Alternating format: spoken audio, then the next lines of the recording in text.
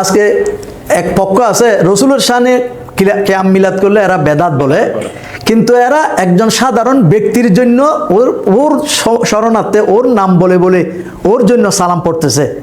তাহলে রসুলের জন্য করলে এটা বেদাত হয়, আর একজন ব্যক্তির জন্য করলে এটা সওয়াব হয়ে যায়, এটা দাত হয়ে যায়। এটা কোন হাদিসে আছে?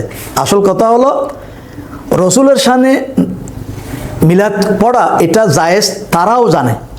কারণ এদের মধ্যে আবার অনেকেই দেখেছি এই আরেক জায়গায় গিয়ে ওনারা মিলাদ করেছেন, আর যার সম্মানার্থে ওরা সালামি দিয়েছেন উনিও চট্টগ্রামে এসে মিলাদ করেছেন, মিলাদ কিয়াম করেছেন। চট্টগ্রামের মধ্যে এসে খুব সুন্দর ভাবে আমি শুনেছি উনি মিলাদ কিয়াম করেছেন। আসলে ওরা বিরোধিতার খাতিরে বিরোধিতা করে, যে আমরা সুন্নিরা কেন এটাকে করি, এর বিরোধিতা করতে গিয়ে এরা বিরোধিতা করে।